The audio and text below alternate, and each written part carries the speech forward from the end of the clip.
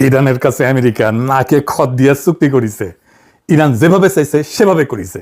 এমনকি চুক্তি কি করতেছে সেটা তার প্রাণবন্ধু ইসরায়েলকে না দেখে চুক্তিটা সাইন করে ফেলছে। ইসরায়েল চেতিছে। ইসরায়েলের সাথে আমেরিকার সুখের সংসারে লাগিছে আগুন।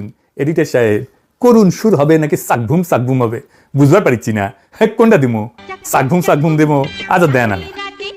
$300 বিলিয়ন ক্ষতিপূরণ দিল ইরানকে আমেরিকা। অনেক তালেবর কইছিল ইরান হারে যাবে, ইরানের এই রেজিম টিকবে না। আমি বলে গেছি বারে বারে ইরান হারবে না। আমি শুধু বলেই যাই নাই, দেখাই দিছি কেন ইরানকে হারাইতে পারবে না আমেরিকা আর ইসরায়েল।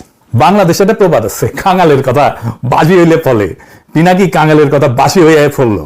আমি এই জন্য ইমাম খামিনিকে মেরে ফেলার পর বাংলাদেশের পররাষ্ট্র মন্ত্রণালয়ের বিবৃতি নিয়ে রজার খলিলের ধুইছিলাম, উনারে তুলা ধোনা করছিলাম। এডিটর তুলা ধোনার সাউন্ড দেন। উনার জ্ঞান নাকি সুয়ায় পড়ে আন্তর্জাতিক রাজনীতি নিয়ে, ভূ রাজনীতি নিয়ে, জিও পলিটিক্স নিয়ে, পররাষ্ট্র বিষয়। কইছিলাম এটা ইরান মনে রাখবে, কইছিলাম আমেরিকা হারবে আর দুনিয়ার পাওয়ারের ব্যালেন্স বদলায় যাবে। হইল এখন ইরান সামরিকভাবে দুর্বল ছিল, অনেক দুর্বল আমেরিকা আর ইসরায়েলের সম্মিলিত শক্তির কাছে। তাও এই অবিশ্বাস্য বিজয় কেমনে হইল এটা আমরা আজকে বুঝা দেখবো। আর আমাদের জন্য এটাতে কি শিক্ষা আছে সেটাও আপনারা বুঝতে পারবেন। 6 মাস, বেশি দিন আগের কথা না, কয়েক মাস আগে ট্রুথ সোশ্যালে ক্যাপিটাল লেটারে একটা পোস্ট দিল টেরাম মামু। 3টা শব্দ, আনকন্ডিশনাল সারেন্ডার, নিঃশর্ত আত্মসমর্পণ। এর কম কিছু না। ট্রাম্প বলল ইরানের সাথে কোনো ডিল হবে না যতক্ষণ পর্যন্ত না সম্পূর্ণভাবে তারা আত্মসমর্পণ করছে। শুধু তাই না, আরো কইছিল আত্মসমর্পণের পর একজন গ্রেট এবং গ্রহণযোগ্য নেতা, অ্যাকসেপ্টেবল নেতা কইছিল, এটা বেছে না হবে। মানে কি? মানে ইরানের পরবর্তী সর্বোচ্চ নেতা কে হবে সেটাও ঠিক করবে ট্রাম্প নিজে, ওয়াশিংটন। ট্রাম্প বলছিল তাকে নতুন নেতা নির্বাচনের সময় তার সে থাকতে হবে। আর আজ 18 জন চুক্তি সই হয়ে গেছে। ট্রাম্প নিজে চুক্তি সই করছে। কোথায় সই করছে জানেন? আল্লাহর কি কাম, ভার্সাই প্রাসাদে, এই ফ্রান্সে এসে, আমার কিছু দূর দূরেই।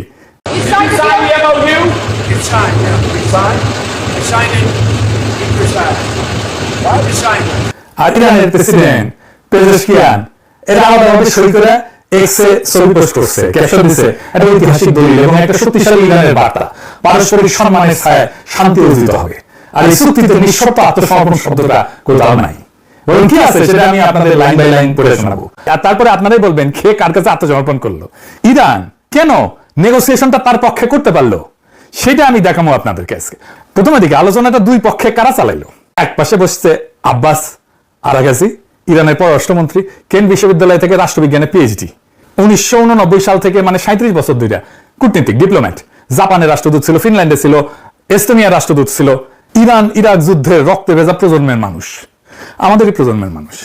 2015 সালে পরমাণু চুক্তির অন্যতম স্থপতি ছিল সে। আর অন্য পাশে কারা? স্টিভ উইটকফ আর জ্যারেড কুশনার।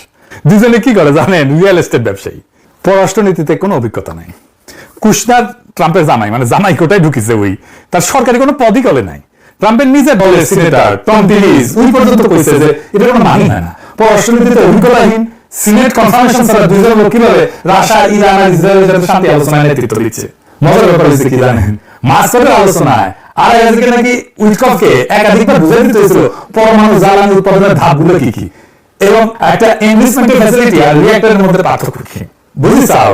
ইরানের পররাষ্ট্রমন্ত্রীকে আমেরিকাকে পড়াইতে দিতেছে কোন জিনিসটা নিয়ে তারা আলোচনা করতেছে। একদিকে 4000 বছরের একটা সভ্যতা যে জানে ধৈর্য কাকে বলে, ইতিহাস কাকে বলে, অন্যদিকে একটা থার্ড ক্লাস ব্যবসায়ী যার কাছে সবকিছু একটা রিয়েল এস্টেট ডিল। ইরান ওই আলোচনাটা চালাইলো কেমনে জানেন? জানলে টাস্কি খেয়ে যাবেন। ট্রাম্প পুরাই ঘুরে গেছে, তাই না? কেমনে ঘুরলো ট্রাম্প? বিশাল একটা ঘটনা আছে। আলোচনার প্রথম রাউন্ডের পর ইরান তার উপদেষ্টা দলে 2 জন সিনিয়র মনোবিজ্ঞানীকে যুক্ত করে। কেন? তারা ট্রাম্পকে স্টাডি করে, তার সাইকোলজি স্টাডি করে, আর তার ভিত্তিতে তারা ট্রাম্পকে বার্তা দেয়। ইরান আমেরিকাকে স্টাডি করেনি, ইরান মানুষটাকে স্টাডি করেছে। তারা বুঝছিল এই প্রেসিডেন্সিটা প্রতিষ্ঠান দিয়ে চলতেছে না, এখন একজন ব্যক্তির মেজাজ দিয়ে চলে। কাজে এই প্রতিষ্ঠানের সাথে লড়াই না করে তারা ব্যক্তির মনস্তত্ত্বকে স্টাডি করলো। ট্রাম্পের মনস্তত্ত্ব যায় না ইরানের ঠিক কি কি লাভ হইলো। প্রত্যেকটা বার্তা কাতারে আর ওমানের মধ্যস্থতাকারীদের রাতগুড়া ট্রাম্পের কাছে পৌঁছাইতো। মানে ইরান জানতো শব্দ বাছাই কতটা গুরুত্বপূর্ণ। ভুল শব্দ অনেক ট্রাম্পের চান্দি গরম। মনোবিজ্ঞানীরা ঠিক করে দিতেন কোন বার্তায় ট্রাম্প কি প্রতিক্রিয়া দেখাইতে পারে। মনোবিজ্ঞানীদের সুপারিশ মতো ইরান লিখিত যোগাযোগ আর আলোচনার কৌশল ঠিক করতো। আর তারপর থেকে ট্রাম্প ক্রমাগত ইসরায়েলের উপরে বিলা হইতে থাকে। ইরান ট্রাম্পকে বুঝাইতে পারলো যে ইসরায়েলের নীতি আমেরিকাকে এই অর্থহীন যুদ্ধে টেনে আনছে এবং এটাতে আমেরিকার ক্ষতি হইতেছে। এটা কাজ করলো। ট্রাম্প নেতানিয়াহুকে পাগল বললো, বিচার বুদ্ধিহীন বললো, গালি দিল। সাইকোলজিস্টরা কইছিল ট্রাম্প চাইছিল এমন একটা বিজয় যা বর্ণনা করা যায়, প্রচার করা যায়, ন্যারেটেবল ভিক্টরি হিসাবে। আর ইরান চাইছিল আত্মসমর্পণ ছাড়া চুক্তি। ইরান বুঝে গেছিল ট্রাম্পের আসলে দরকার বাস্তব বিজয় না, বিজয়ের একটা গল্প। তাই ইরান তাকে গল্পটা বলতে দিছে আর নিজে নিয়ে আসছে আসল জিনিসগুলো। অবরোধ তুলে ফেলছে, নিষেধাজ্ঞা বাতিল, আটকানোর সম্পদ ফিরে পাইছে। মানে এটা শুধু একটা বুদ্ধিদীপ্ত কৌশল ছিল না, এটা রেজাল্ট দিছে, একদম গুনে গুনে অঙ্ক কষে মাপা যায় এমন রেজাল্ট দিছে। এবার আসেন দেখি চুক্তিতে কি লেখা। 1 নম্বর দফা, যুদ্ধের তাৎক্ষণিক এবং স্থায়ী সমাপ্তি সব ফ্রন্টে, লেবানন সহ কেউ কারো বিরুদ্ধে কোনো হামলা করবে না। 2 নাম্বার, দুই দেশ একে অপরের সার্বভৌমত্ব, আঞ্চলিক অখণ্ডতাকে সম্মান করবে এবং আভ্যন্তরীণ বিষয়ে হস্তক্ষেপ করবে না। মার্চে ট্রাম্প বলছিল ইরানের পরবর্তী নেতা নির্বাচন করে দিবে, আর জুনের চুক্তিতে আমেরিকা সই করতেছে আভ্যন্তরীণ বিষয়ে হস্তক্ষেপ করবে না। আমরা তোমাদের নেতা ঠিক করবো থেকে আমরা তোমাদের আভ্যন্তরীণ বিষয়ে হাত দেবো না। বুঝেছেন তো, কুটি থেকে কুটি আসিছে। 4 নম্বর দফা, আমেরিকা নৌ অবরোধ তুলে ফেলবে। 30 দিনের মধ্যে ইরানের আশপাশ থেকে নিজেদের সেনা প্রত্যাহার করবে। আমেরিকা সেনা প্রত্যাহার করবে, অবরোধ তুলবে, এগুলো কার দাবি ছিল? ইরানের তো। 6 নম্বর দফা, আমেরিকা আঞ্চলিক অংশীদারদের নিয়ে ইরানের পুনর্গঠনে এবং অর্থনৈতিক উন্নয়নে কমপক্ষে $300 বিলিয়ন একটা সুনির্দিষ্ট পরিকল্পনা তৈরি করবে। যে দেশকে নিঃশর্ত আত্মসমর্পণ করতে বলা হয়েছিল তার পুনর্গঠনের জন্য 300 বিলিয়নের অঙ্গীকার। 7 নম্বর দফা, আমেরিকা সব ধরনের নিষেধাজ্ঞা বাতিলের অঙ্গীকার করবে, সব স্যাংশন তুলে নেবে। জাতিসংঘ নিরাপত্তা পরিষদ রেজলিউশন, IAEA, বোর্ড অফ গভর্নর্সের নিষেধাজ্ঞা, সব একতরফা মার্কিন নিষেধাজ্ঞা, প্রাইমারি এবং সেকেন্ডারি সব তুলে ফেলবে। 10 নম্বর দফা, সই হওয়ার সাথে সাথে নিষেধাজ্ঞা পুরোপুরি বাতিল হওয়ার আগে পর্যন্ত মার্কিন ট্রেজারি ইরানি তেল রপ্তানির জন্য কোনো বাধা দেবে না।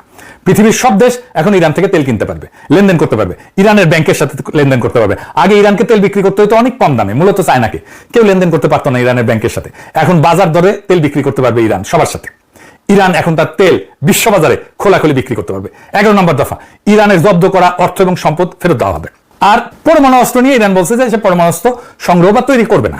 এখানে কিন্তু ইরান কোনো ছাড় দেয়নি, এই অঙ্গীকার তারা গত 50 বছর ধরে করে আসছে, যেটা তাদের প্রতিশ্রুতি। মিসাইল প্রোগ্রাম নিয়ে একটা শব্দও নাই, মিসাইল প্রোগ্রাম ধ্বংস করার এজেন্ডা ছিল ইসরায়েলের। তাহলে কে জিতলো? ইরান। যদিও ইরানকে এই যুদ্ধে ভয়ঙ্কর মূল্য দিতে হয়েছে। সর্বোচ্চ নেতা আয়াতুল্লাহ খামেনি যুদ্ধের প্রথম দিনে নিহত হয়েছে, নিজের ভূখণ্ডে আক্রমণ হয়েছে, কৌশলগত সম্পদের ক্ষতি হয়েছে, এই সব কিছু হয়েছে, কিন্তু শেষ পর্যন্ত বিজয়ের হাসি আসলো ইরান। ইরান নিখুঁত নিরঙ্কুশ বিজয় পায়নি, এটা সত্য, কিন্তু ইরান হারেনি। হারা মানে আত্মসমর্পণ, হারা মানে নিজের সার্বভৌমত্ব বিসর্জন। এই চুক্তির 14টা দফার একটাতেও সে আত্মসমর্পণ নাই। ইরান শুধু এই চুক্তিতে যেতে নাই, আরো অনেক জায়গায় জিতেছে। কোথায় কোথায় জিতেছে? ইরান যুদ্ধবিদ্যায় নতুন টার্মিনোলজি আনছে এবং সেটা সফল প্রয়োগ করছে। অ্যাসিমেট্রি বলে, মানে শক্তিতে দুর্বল হওয়াটাই তার শক্তিমত্তা। তার কয়েক হাজার ডলারের সাহেব ড্রোন থাকাইতে শত্রুর মিলিয়ন মিলিয়ন ডলারের ইন্টারসেপ্টর ছুটতে হয়। সে যুদ্ধটাকে শত্রুর জন্য বিশাল অপজয়ের যুদ্ধ বানাই দিয়েছিল। এটাকে কয় ওয়ার অফ অ্যাট্রিশন। ইরান শিখছিল 2024 আর 2025 সংঘাত থেকে। এবার তারা কৌশল বদলালো, কম কিন্তু নিখুঁত আঘাত দীর্ঘ সময় ধরে। ইরানের মিসাইল ছোড়ার ধরন ছিল ডিসপারশন, মানে দিনের বিভিন্ন সময়ে বিভিন্ন এলাকায় ছড়ায় ছড়ায় এসে মিসাইল মারত। উদ্দেশ্য সর্বোচ্চ ধ্বংস না, বরং শত্রুকে ক্লান্ত করে দেওয়া। আরেকটা কৌশল নিয়েছিল, সেটা ছিল মিত্রতাকে দায় বানানো। ইরান আরব দেশগুলোকে বুঝাই দিল যে আমেরিকার পক্ষ নেওয়াটা নিরাপত্তা দেয় না, বরং নিরাপত্তাহীনতা দেয়। উপসাগরীয় কোনো দেশ রেহাই পায়নি। আরব আমিরাত বলেন, কুয়েত বলেন, বাহরাইন বলেন, সবাই আঘাত খেয়েছে ইরানের কাছে, কারণ তাদের মাটিতে মার্কিন ঘাঁটি আছে। যুদ্ধবিদ্যায় ইরানের একটা নতুন ধারণা আনলো, আর একটা নতুন ধারণা আনলো, কি সেটা? Mosaic defence. সেটা কি? মোজাইক ডিফেন্সের মূল কথা হচ্ছে যে বিকেন্দ্রীভূত কমান্ড। ইরানকে আলাদা আলাদা প্রাদেশিক কমান্ডে ভাগ করা, প্রত্যেকটা স্বাধীনভাবে কাজ করতে সক্ষম। আগে থেকে অ্যাপ্রুভাল দেওয়া আছে। উদ্দেশ্য কি? শত্রু যদি কেন্দ্রটাকে ধ্বংস করে ফেলে, সর্বোচ্চ নেতাকে যদি মেয়েরা ফেলে, তাও যুদ্ধের যে যন্ত্র, যুদ্ধের যে মেশিনারি, সেটা চলতে থাকবে। আর ঠিক এটাই ঘটছে। খামেনি প্রথম দিন নিহত হইলেন। আমেরিকা ইসরায়েল ভাবছিল মাথা কাটলে শরীর পড়ে যাবে, কিন্তু মাথা কাটা গেল, শরীর চলতেই থাকলো। আর সবচেয়ে বড় চমকপ্রদ ব্যাপার ছিল চতুর্থ উত্তরসূরির একটা ধারণা, মডেল। এই ব্যবস্থায় প্রত্যেকটা গুরুত্বপূর্ণ নেতৃত্বের পদের জন্য একাধিক নামধারী উত্তরসূরি ঠিক করা থাকে, প্রত্যেকটার জন্য 3 ধাপ নিজে পর্যন্ত। মানে একজন কমান্ডার নিহত হলে সাথে সাথে পরের জন দায়িত্ব নিবে, কোনো শূন্যতা ছাড়াই। আরাগাজি 1 মার্চ নিজেই বলছিলেন, মোজাইক ডিফেন্স 2 দশক ধরে মার্কিন হস্তক্ষেপ থেকে শেখা। এটাই ইরানকে সিদ্ধান্ত নিতে দেবে কখন যুদ্ধ শেষ হবে। বুঝি স্যার? মানে বলছে, ওরাই বলছে আমরা ঠিক করবো কখন যুদ্ধ শেষ হবে। এটাই ছিল তাদের আসল অস্ত্র। আর কস্ট অ্যাসিমেট্রি তো আছে, সস্তা ড্রোন দিয়া দামি প্রতিরক্ষাকে ফোকলা করিয়া দিছে একেবারে। ইসরায়েল কি বলিস এই চুক্তি দেখা? আমেরিকার ইসরায়েলের বাইরাবাড়ি শুরু হয়ে গেছে। সাউন্ড দেন, বাইরাবাড়ি সাউন্ড দেন। ইসরায়েল তো মহাবিলা। নেতানিয়াহু নিজের সাবেক জাতীয় নিরাপত্তা উপদেষ্টা ইয়াকব আমিদ্রর সে কইছে যে এটা একটা বাজে চুক্তি। আমেরিকানরা নগদ অর্থ দেইলা বড় জোর একটা কাগজ পাইছে, কইছে ইচ্ছাপত্র, অভিপ্রায়পত্র। টাইমস অফ ইসরায়েলের সম্পাদক এটা বলছে বিপর্যয়কর আত্মসমর্পণ। আর সাবেক উপনিরাপত্তা উপদেষ্টা চাক ফ্রিলিক বলছে যে ইরান আরো শক্তিশালী হইয়া বেড়াইছে। আত্মসমর্পণ যে শব্দ মারছে, ট্রাম্প ইরানকে হুমকি দিছিল জুনে, সেই শব্দ দিয়া ইসরায়েলেরা নিজেদের অবস্থা বর্ণনা করতেছে।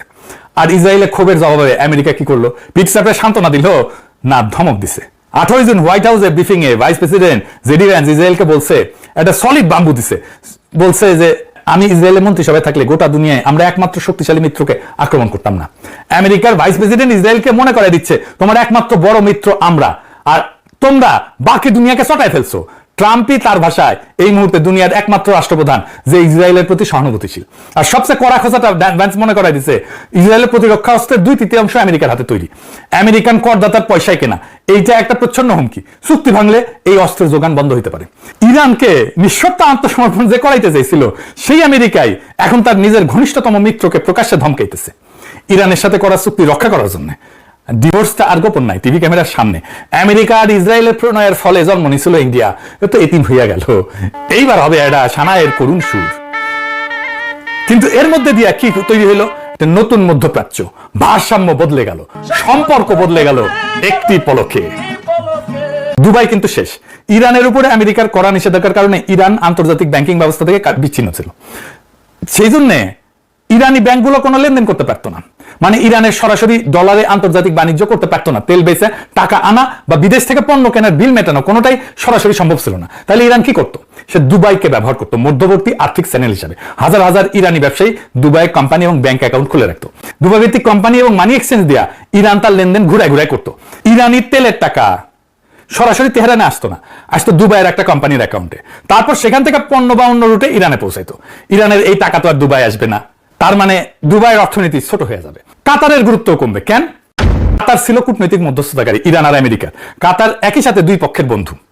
একদিকে কাতারের আল উদেইদ বিমান ঘাঁটি আছে আমেরিকা, সবচেয়ে বড় বিমান ঘাঁটি এটা মধ্যপ্রাচ্যে, মানে ওয়াশিংটনের ঘনিষ্ঠ মিত্র। অন্যদিকে কাতার ইরানের সাথে সুসম্পর্ক রাখে, কারণ দুই দেশ বিশ্বের বৃহত্তম প্রাকৃতিক গ্যাস ক্ষেত্র সাউথ পার্স আর নর্থ ডোম ভাগাভাগি করে, যা পারস্য উপসাগরে আছে। এটা তাদের যৌথ সম্পদ। এই কারণে কাতার ইরানের সাথে শত্রুতা করতে পারে না, ইরানও কাতারের সাথে শত্রুতা করে না। এই দ্বৈত বন্ধুত্বই কাতারকে আদর্শ একটা মধ্যস্থতাকারী বানাইছে। আমেরিকা ইরান যেহেতু 1980 সাল থেকে সরাসরি কূটনৈতিক সম্পর্ক রাখে না, তাই তাদের একটা বিশ্বস্ত তৃতীয় পক্ষ দরকার যে দুই তরফেই বার্তা পৌঁছে দিতে পারে। কাতার এবং ওমান ঐতিহাসিকভাবে এই কাজটা করে আসছে। যুদ্ধবন্দী বিনিময় বলেন, জিম্মি মুক্তি বলেন, পরমাণু আলোচনা বলেন, এমনকি গাজা যুদ্ধবিরতিতেও কাতার মধ্যস্থতা করছে। এভাবেই কাতার আঞ্চলিক কূটনীতিতে নিজের গুরুত্ব এবং প্রভাব ধরে রাখত। এই চুক্তির পর সেই ভূমিকা বদলাই গেছে। এবারে চূড়ান্ত মধ্যস্থতায় বড় ভূমিকা নিছে পাকিস্তান। এটার নামই তো ইসলামাবাদ মেমোরান্ডাম। পাকিস্তানকে ধন্যবাদ দেয় ইরানের রাস্তায় রাস্তায় মিছিল করছে ইরানিরা।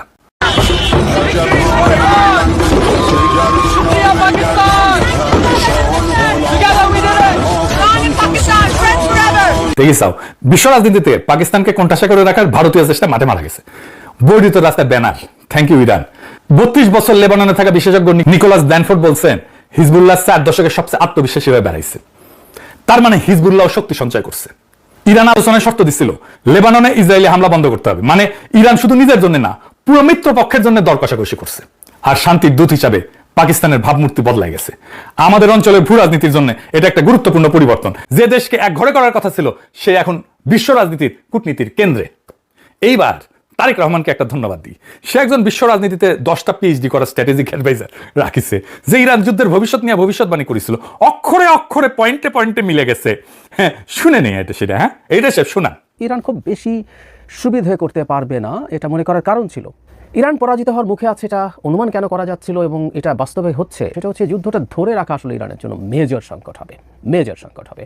কিন্তু ইরান এই চাপটা মোটামুটি নিশ্চিত যে ধরে রাখতে পারছে না। তাহলে ইরান কি সাস্টেইন করতে পারবে? উত্তর হচ্ছে পারবে না। এটা পারার কথা ছিল না। যে রেজিম তাদের আছে, রেজিমটা তাদের সব রকম বিকাশকে রুদ্ধ করে বলে আমি মনে করি। কিন্তু রাশিয়াও কি ইরানকে কোনো অস্ত্র সাহায্য করবে? আমার মনে হয় না। চায়নাও কি করবে? আমার মনে হয় না। চায়না এই যুদ্ধে অন্তত অস্ত্র দিয়ে ইরানকে সাহায্য করবে মনে করার কারণ নেই। কিন্তু ইরান এটা আসলে আর বেশি দিন চালাতে পারবে না। ইনফ্যাক্ট একটা হিসেবে দেখা গেছে যে আস্তে আস্তে ইরানের মিসাইল লঞ্চিং কমছে, আর ইরান খুব বেশি দিন মানে যুদ্ধটা চালিয়ে যেতে পারবে না। এটা মোটামুটি নিশ্চিতভাবেই বলা যায়। হঠাৎ হঠাৎ কিছু মিসাইল অ্যাটাক সে করবে। এই মুহূর্তে বলা যায় ইরান বেশ সংকটে আছে এবং সে খুব বেশি আগাতে পারবে না। ইরানের রেজিম খুব বড় চাপের মুখে আছে। সেই রেজিমের পতন হওয়ার সম্ভাবনাও খানিকটা আছে, অনেক এখনো দেখছি না, কিন্তু সম্ভাবনা উড়িয়ে দেওয়া যাবে না। শুনিছেন মিলিছে না? ওরে তো ইলন মাস্ক টোকাই নিতে গেছিল, পারে নাই, খপ কইরা তারেক রহমান তার উপদেষ্টা বানাই দিচ্ছে। ইনকা স্ট্র্যাটেজিক উপদেষ্টা থাকলে হাঙ্কেরে আর কোনো চিন্তা নাই। যাই হোক, আজকের দিনটা নোট করে রাখেন। বিশ্ব রাজনীতিতে, বিশ্ব অর্থনীতিতে ভারতের ভূমিকা কমতে থাকবে এখন থেকে ক্রমাগত। ভারতের পতন শুরু হইল, আমরা এক নতুন কাল পর্বে প্রবেশ করলাম। এইটা আমাদের জন্য সুসংবাদ। দুনিয়ার আগের মতো থাকবে না। আমরা যে দুনিয়ার স্বপ্ন দেখি সেই দুনিয়া তৈরি হওয়া শুরু হলো। আপনাদের অভিনন্দন। এই বিজয় আপনাদেরও, এই বিজয় মজলুমের। নতুন দুনিয়ায় আপনাদের স্বাগত জানাই। ইনকিলাব জিন্দাবাদ।